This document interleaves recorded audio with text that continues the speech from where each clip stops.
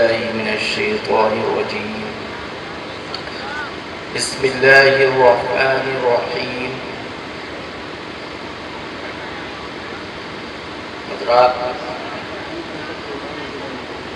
یہ عرس کی محفل ہے جہاں پر ہم اور آپ حاضر ہوئے ہیں. کافی دور دراز سے علماء اکرام شرحاء یہاں پر تشریف لائے ہیں.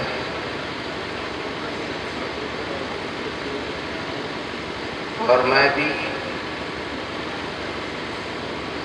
کافی مصروفیت کے بعد بھی میں نے یہاں پر وقت دیا ہے. وہ اس لیے کہ مجھے جب پتہ چلا کہ سرکار سید طاہر ملت اس دھرتی پر آ چکے ہیں تو میں نے خصوصی طور پر کہا یہ محفل میں ضرور انشاءاللہ اس میں شرکت بھی ہوگی، میں اٹینڈ کروں گا. ہمارے علماء اکرام، مفتی صاحب اور بہت سے لوگ یہاں پر ابھی باقی ہیں جن کا خوبصورت بیان ہوا بھی ہے اور ابھی ہونا بھی ہے، لیکن وقت کی قلت کی وجہ سے، مصروفیت کی وجہ سے مجھے جانا ہے. اس لیے میں چاہتا ہوں چند منٹ آپ لوگوں سے گفتگو کر لوں. تو آئیے کچھ عرض کرنے سے پہلے سب سے پہلے اپنے آقا و مولا دونوں جہاں کے مالک و مختار جناب محمد رسول اللہ صلی اللہ علیہ وسلم نظم پیش کریں اور درود شریف کا ہدیہ نچھاور کریں اور بآواز بلند پڑھیں اللہم صلی اللہ علیہ وسلم صلاۃ و سلام علیک یا رسول اللہ صلی اللہ علیہ وسلم. میرا مقصد یہاں پر لمبی چوڑی تقریر کرنا نہیں بلکہ ان چیزوں کو بیان کرنا جو آپ کی زندگی میں کام آنے والی ہے. وہ یہاں بھی کام آئیں گی انشاءاللہ، آخرت میں بھی کام آئیں گی. میں یہاں پر جو چند لوگوں کو دیکھ رہا ہوں، میری ماں بہنیں بھی بیٹھی ہوئی ہیں. اس محفل کی سجاوٹ سے لگ رہا ہے کہیں نہ کہیں محفل میں جو لوگ بیٹھے ہیں شاید علم کی کمی ہے. اگر علم کی کمی نہ ہوتی تو آج یہ محفل کچھ اور رنگ میں ہوتی. جی سچ ہے حضور، سچ ہے. یہ ہمارے معاشرے کی سب سے بڑی کمی ہے کہ ہم اپنے بچوں کو اچھی تعلیم نہیں دلواتے ہیں. چاہے اس میں بچیاں ہوں چاہے بچے ہوں، تھوڑا سے بڑے ہوتے ہیں، والدین یہی چاہتے ہیں کہ وہ ہمارا ہاتھ بٹائیں، چاہے بھلے ہی کھیتی سے ایک چھوٹی سی گٹری، چاہے وہ گھاس چھیل کے لیے آئے جانوروں کے لیے، یا تھوڑا سے اور بڑھ گیا، تھوڑا بڑا ہو گیا، کہیں کام ہو رہا ہے تو اس کے ساتھ بچوں کو لیتے ہیں. پیارے اسلامی بھائیوں، ہمیں اور آپ کو اس دنیا میں گھاس چھیلنے کے لیے نہیں بھیجا گیا، کسی موٹر مکینک بننے کے لیے نہیں بھیجا گیا، کوئی ایسا ویسا الٹا سیدھا کام کرنے کے لیے نہیں بھیجا گیا، بلکہ ہمیں اور آپ کو اس دنیا میں عمل کرنے کے لیے بھیجا گیا. اور یہ وہ دین ہے جو آقا نبی کریم صلی اللہ علیہ وسلم پر جو پہلی وحی نازل ہوئی تھی، اس وحی میں جو پہلا جملہ تھا وہ تھا اقرا. اقرا مطلب یہ پڑھو. شروعات ہی پڑھائی سے ہوئی ہو. جس دین کی شروعات اقرا سے ہو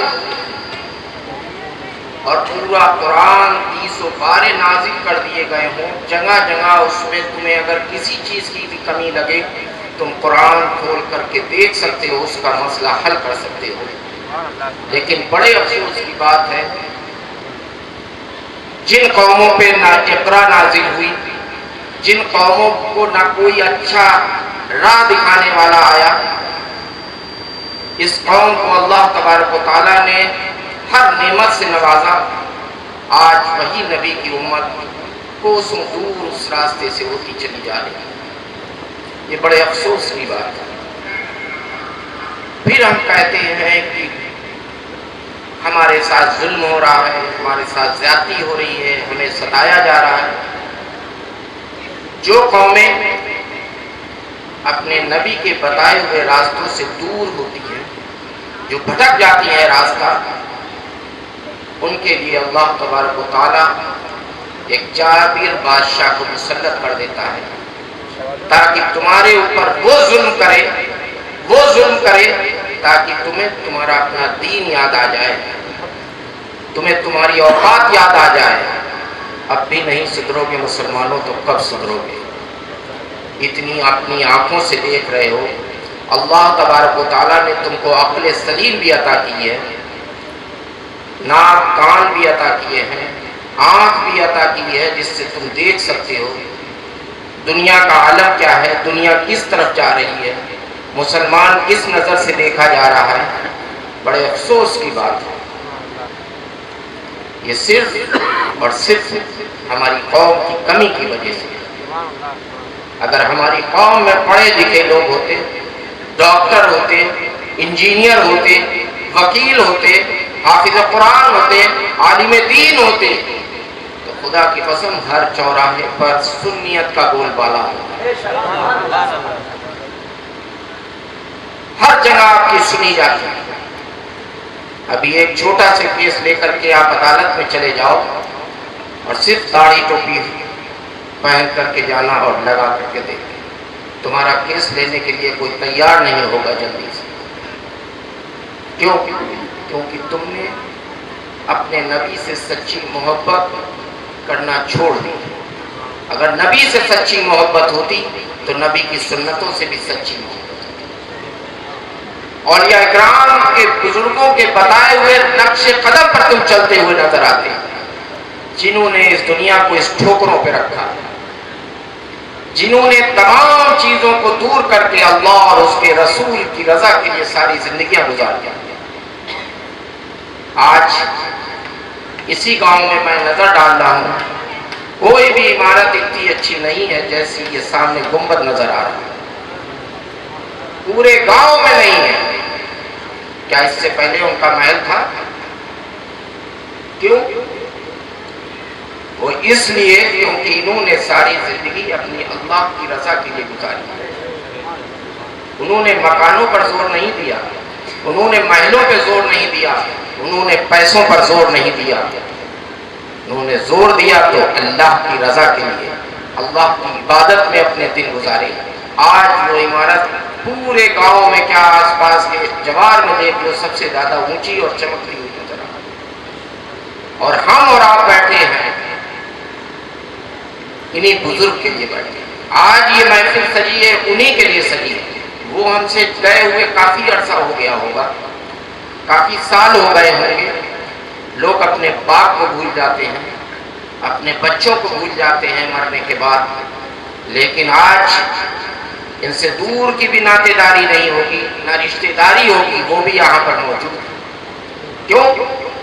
جو اس سرزمین پر اللہ اور اس کے رسول کا ذکر کرتا ہے، اللہ تبارک و تعالیٰ اس کے درجات کو بلند کر دیا کرتا ہے۔ اس کا کہنا ہے کہ تم زمین پر میرا ذکر کرو گے، میں سارے جہان میں تمہارا ذکر کرواؤں گا۔ یہ اللہ کے ولی اور نیک بندے ہوا کرتے ہیں۔ دیکھنے میں تو نارمل سے ایسے ہی لگتے ہوں گے، سامنے چل رہے ہیں، پھر رہے ہیں، اپنی نماز پڑھ رہے ہیں، ادا کر رہے ہیں، چپ چاپ چلے جاتے ہیں۔ آپ نے طاہر ملت کو بھی دیکھا ہوگا، طاہر ملت کو بھی دیکھا ہوگا، کسی چیز کی کمی نہیں تھی، لیکن ان کا حسن اخلاق ایک ایسا ہتھیار تھا جس کے آگے اچھے اچھے جھک جایا کرتے۔ بے شک سچ ہے، ان کے دشمن بھی آ کر کے ان کے قدم چوما کرتے۔ سچ ہے، وہ طاہر ملت کی شخصیت تھی، ان میں کوئی الگ سے جبہ نہیں تھا، الگ سے قبہ نہیں تھا، کوئی چمک دمک ویسی نہیں تھی، لیکن طاہر ملت کا دل صاف تھا۔ وہ جو بھی کام کرتے تھے اللہ کی رضا کے لیے کرتے تھے۔ نعرے تکبیر، نعرے رسالت، فیضان حضور طاہر ملت، فیضان حضور طاہر ملت، فیضان حضور بادشاہ گلگرام، نعرے تکبیر، جو بھی کام کرتے تھے اپنے محبوب نبی کریم صلی اللہ علیہ وسلم کی سنتوں پر عمل کیا کرتے تھے، کیونکہ حسن اخلاق ہمیں نبی سے ملا۔ بے شک سبحان اللہ۔ یہاں پر بیٹھا ہوا ایک ایک بچہ جانتا ہوگا جب نبی کریم صلی اللہ علیہ وسلم گلی سے گزرتے تھے تو ایک بوڑھی عورت ان پر کوڑا پھینکا کرتی تھی، راستے میں کانٹے بچھا دیا کرتی تھی۔ میرے نبی کبھی اس کو گالیاں نہیں دیا کرتے تھے، کبھی اس کو برا بھلا نہیں کہتے تھے، بلکہ چپ چاپ نکل جایا کرتے تھے۔ چند دن کے بعد جب وہی عورت، بوڑھی عورت بیمار پڑی اور آپ کو نظر نہ آئی 2 دن، تو آپ نے دریافت کیا کہ اے شخص یہ بتائیں، یہاں پر ایک عورت بیٹھا کرتی تھی، وہ اکثر یہاں پر کوڑا پھینک دیا کرتی تھی، کانٹے بچھا دیا کرتی تھی، آج 2 دن سے مجھ کو نظر نہیں آ رہی، کہاں ہے، کیا حال ہے؟ تو ایک شخص نے بتایا وہ بیمار ہے، اس کی طبیعت علیل ہے۔ میرے نبی کریم صلی اللہ علیہ وسلم نے یہ نہیں کہا کہ جیسی کرنی ویسی بنی یا اس کو اللہ لعنت بھیجی ہو، بلکہ نبی کریم صلی اللہ علیہ وسلم کا یہ حسن اخلاق تھا کہ خود اس بوڑھی عورت کے گھر پہنچ گئے، بے شک سبحان اللہ، عیادت کے لیے،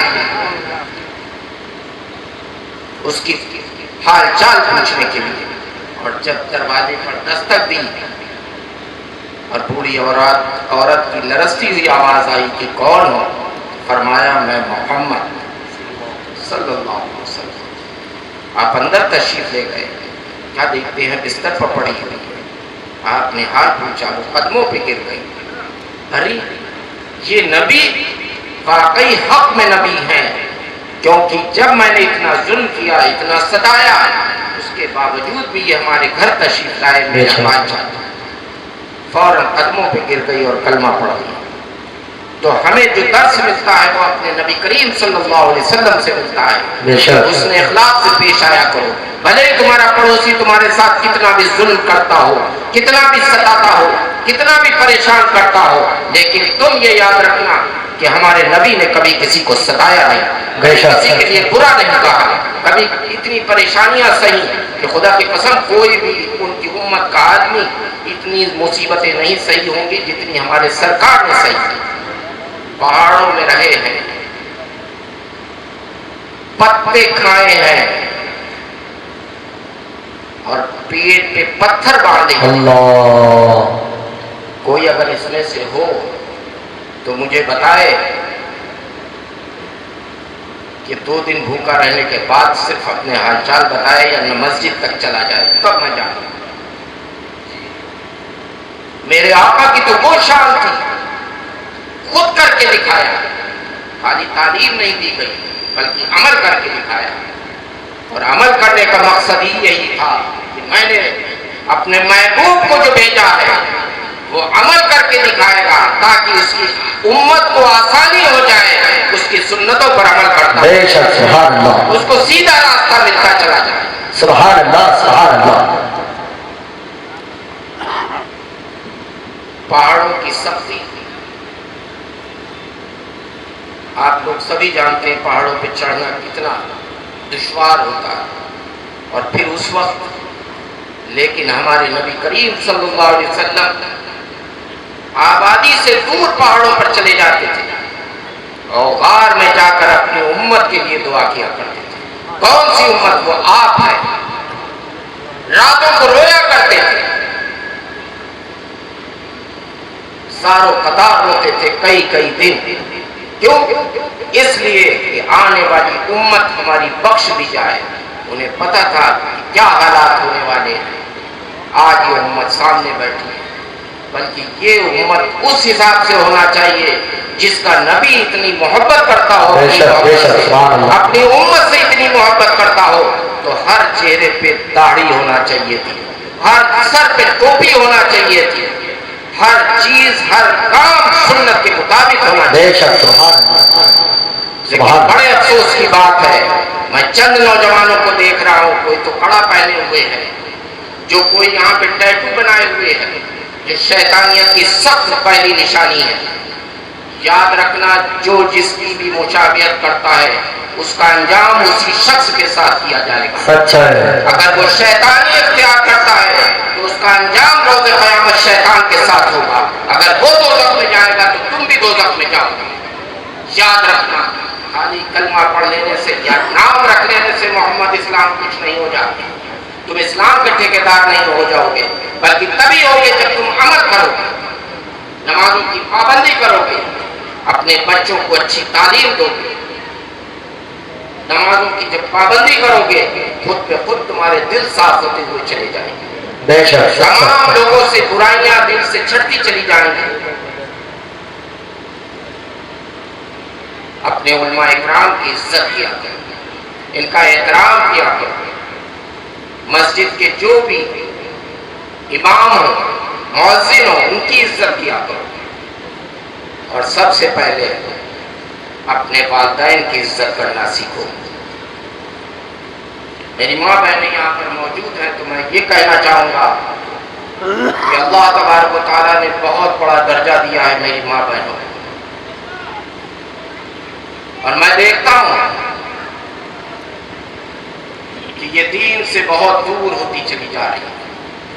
آج معاشرے میں جو گمراہیت ہماری بہنوں کی طرف رجوع ہو رہی ہے موبائل کے ذریعے, بہت ہی گمراہیت میں جا رہی ہے. خدا کی قسم اللہ تبارک و تعالیٰ نے تمہیں تو وہ درجہ عطا کیا ہے اس نبی کی امت میں ہونے کی خاطر کہ تمہارے قدموں کے نیچے جنت کو رکھ دیا گیا. تمہارے قدموں کے نیچے جنت کو رکھ دیا گیا. لیکن جب ماں شیطان ہوگی, ماں بھٹکی ہوئی ہوگی, ماں دین سے دور ہوگی, ماں نمازوں کی پابندی نہیں کرتی ہوگی, ماں قرآن کی تلاوت نہیں کرتی ہوگی, تو اس کی گود میں پلنے والا بچہ بھی اسی طریقے سے شیطان اور گمراہ ہے. اگر ماں عالمہ ہے, ماں پانچوں وقت کی نمازی ہے اور ماں قرآن کی تلاوت کرنے والی ہے, خدا کی قسم اس گود میں پلنے والا بچہ بھی ایک دن عالم دین ہوگا, حافظ قرآن بنے گا. ایک عورت ایسی شخصیت ہے جو چاہے پورے معاشرے کو سدھار سکتی ہے. اپنی بیٹیوں کو عالمہ بناؤ, اپنی بیٹیوں کو حافظ قرآن بناؤ, پانچوں وقت کا نمازی بناؤ.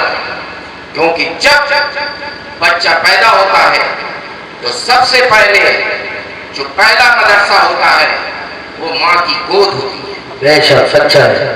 اگر ماں حافظ قرآن ہے, تلاوت کرتی ہے, تو وہ اپنے بیٹے کو بھی انشاءاللہ حافظ قرآن بنائے. بے شک سبحان اللہ. اگر ماں عالمہ ہے تو اپنے بیٹے اور بیٹیوں کو بھی صحیح راستہ دکھائے گی, اسے بھی نصیحت کرے گی.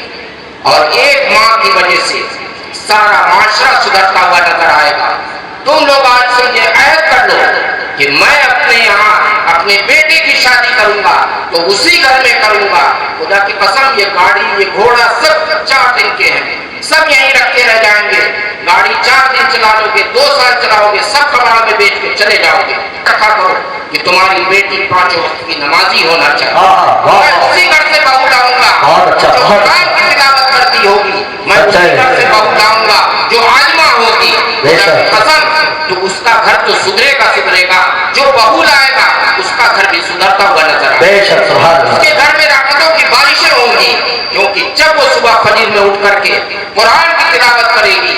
اگر اس کا شوہر بے نمازی ہے تو خدا کی قسم چند دن کے بعد وہ نمازی ہوتا ہوا نظر آئے گا.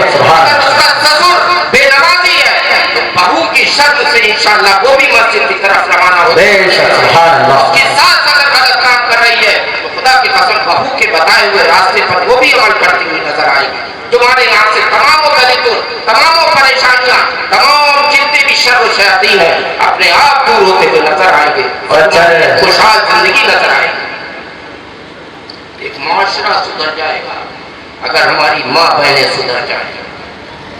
یہ موبائل کام نہیں آئیں گے, یہ موبائل دوزخ کا راستہ سیدھا بتا رہے ہیں. اگر تمہارے یہاں عالمہ ہوگی وہ تمہیں جنت کا راستہ سیدھا بتائے گی. سچ ہے. تو اپنے معاشرے میں بدلاؤ لاؤ. تمہاری اگر پیروں کے نیچے جنت رکھی ہے اللہ نے تو یہ نہ سمجھنا کہ تم سے کل پرسش نہیں ہوگی کہ تمہارے قدموں کے نیچے جنت ہے، جب چاہیں گے کھول کے گھس جائیں گے، ایسا نہیں ہے۔ جس کو جتنا بڑا عہدہ دیا جاتا ہے اس کی اتنی بڑی پرسش بھی ہوتی ہے۔ جب یہ تمہاری گود میں پلنے والی بچیاں اگر بھٹکتی ہوئی نظر آئیں، یہ بچے بھٹکتے ہوئے نظر آئے، گمراہ ہوتے ہوئے نظر آئے، تو تم سے سب سے پہلے اگر پرسش ہوگی تو ماں کی گردن پکڑی جائے گی۔ سچ ہے، سچ ہے، حق ہے کہ میں نے تم کو ایک ایسی اولاد دی تھی، اگر تم نے پڑھ لیا ہوتا، اسے سیدھا راستہ دکھایا ہوتا، تو یہ آج دوزخ نہیں جنت کی طرف جا رہی ہے۔ بے شک، سبحان اللہ۔ اس لیے تم نے اپنی ذمہ داری نہیں نبھائی ہے، اس لیے تم اپنی اولاد کے ساتھ تم بھی دوزخ میں چلی جاؤ۔ سچ ہے۔ یاد رکھنا، ایک عورت اگر کئی گھر سدھار سکتی ہے تو ایک عورت کئی گھر بگاڑ بھی سکتی ہے۔ جی کل کو جب سوال کیا جائے گا کسی انسان سے کہ یہ بتا تو نے علم دین کیوں نہیں سیکھا، تو وہ کہہ دے گا میرے والدین نے مجھے پڑھایا ہی نہیں۔ اللہ۔ ماں سے پوچھا جائے گا، باپ سے پوچھا جائے گا، یہ بتا تو نے اپنے بچے کو سیدھا راستہ کیوں نہیں بتایا، نمازوں کی پابندی کیوں نہیں کروائی، تو تم کیا جواب دو گے؟ یہ کہو گے کہ ہم گھاس چھیننے بھیج دیتے تھے، یہ کہو گے میں کھیت کی رکھوالی کے لیے بھیج دیتا تھا، یہ کہو گے میں دکان پہ کام کے لیے بھیج دیتا تھا؟ نہیں۔ اس لیے اتنے ہی ذمہ دار ماں باپ بھی ہوں گے جتنی تمہاری اولاد ہوگی۔ اس لیے اگر اپنے آپ کو سدھارنا ہے، اپنے معاشرے کو سدھارنا ہے، اپنے گھر کے ماحول کو سدھارنا ہے، تو سب سے پہلے اپنے بچوں کو، بچیوں کو دینی تعلیم دینا سیکھو۔ بے شک، سبحان اللہ۔ دینی تعلیم دو، انہیں عالمہ بناؤ، انہیں حافظ قرآن بناؤ، انہیں نمازوں کی پابند بناؤ، ان سے قرآن کی تلاوت روز کرواؤ۔ تمہارے یہاں سے تمام پریشانیاں خود میں خود دور ہوتی چلی جائیں گی، اور انشاءاللہ جب تمہارے گھر میں یہ عالمائیں بیٹھی ہوں گی، بچیاں جوان ہوں گی، انشاءاللہ غیب سے ایسے رشتے آئیں گے، چاہے وہ ڈاکٹر ہو، چاہے انجینئر ہو، تب تمہاری بیٹی خود کہے گی پہلے پوچھ لو ابو جان کہیں پہ جو جس سے تم ہمارا عقد کرنے جا رہے ہو وہ نمازی ہے کہ نہیں ہے، ہائے ہائے ہائے، واہ واہ۔ پہلے اس سے اجازت لے لو، دیکھ لو کہ وہ قرآن کی تلاوت کرتا ہے کہ نہیں کرتا ہے، پہلے اس سے پوچھ لو کہ اس کے چہرے پہ سنت رسول ہے، داڑھی ہے کہ نہیں ہے۔ ڈاکٹر ہو، انجینئر ہو، اس کو ٹھوکر سے مار دیا کریں گے۔ یہ تمہاری بچیوں کے پیچھے پیچھے رشتے آئیں گے۔ آج پریشان ہیں تو ہم اپنی وجہ سے پریشان ہیں، ہم دین سے دور ہو گئے، ہم نبی کریم صلی اللہ علیہ وسلم کے بتائے ہوئے راستوں کو چھوڑ بیٹھے۔ اللہ۔ اس کو مضبوطی کے ساتھ پکڑنا ہوگا، پھر سے ہم کو نئی شروعات کرنی ہوگی، اپنے گھر میں ایسا ماحول بنانا ہوگا، اپنی بچیوں پر سختی کرنا ہوگی، اپنے ماں باپ کی عزت کرنا ہوگی۔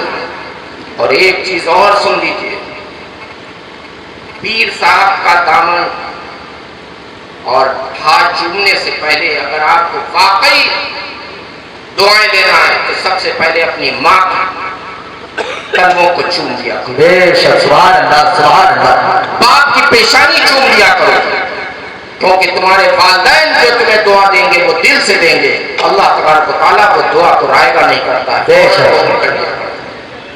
پھر آ کر کے پیر صاحب سے ملو، پھر آ کر کے عالم دین سے ملو، حافظ قرآن سے ملو، جو بھی تمہاری مسجد کے امام ہیں ان کے پاس بیٹھو۔ جن لوگوں کو ایک علم سیکھنے کی کوئی عمر نہیں ہوتی، کسی بھی وقت وہ سیکھ سکتا ہے، اس میں کسی کو شرمانے کی ضرورت نہیں، کیونکہ علم ایک ایسی چیز ہے ساری زندگی تم سیکھتے رہو، اور سینکڑوں نہیں ہزاروں سال کی عمر تمہیں دے دی جائے لیکن تم مکمل نہیں ہو سکتے۔ ایک علم ایسی چیز ہے جی۔ اس لیے اگر کسی کو نماز نہیں آتی ہے، اسے کہیں نہ کہیں لگتا ہے، شک و شبہ ہے کہ شاید میں یہ نہیں پڑھ پاتا ہوں، تو اس کا مطلب نہیں ہے خالی امام صاحب کے پیچھے جو اٹھک بیٹھک کر لی اس کے بعد چھوڑ دیا، ایسا نہیں ہے۔ ان نمازوں کو صحیح کرنے کے لیے تمہارے یہاں عالم دین ہے، حافظ قرآن ہے، مسجد کے امام ہیں، آدھا گھنٹہ ان کی صحبت اختیار کر لیا کرو۔ یہ انشاءاللہ وہ چیزیں بتائیں گے جو تمہارے دلوں کی غلاظت بھی دور ہوتی جائے گی، تمہاری نمازیں بھی درست ہوتی جائیں گی۔ یہ انشاءاللہ وہ چیزیں بتائیں گے، اگر خشوع اور خضوع کے ساتھ تم نے نمازوں کو ادا کر لیا تو انشاءاللہ تمہاری پیشانیوں میں سجدوں کی طرف ہوتی نظر آئے گی۔ ایک ایسی چمک ہوگی جو دور سے پہچان لیا جائے گا یہ مومن مسلمان آ رہا ہے۔ خالی نام رکھ لینے سے، داڑھی رکھ لینے سے یا ٹوپی رکھ لینے سے ہم مسلمان نہیں۔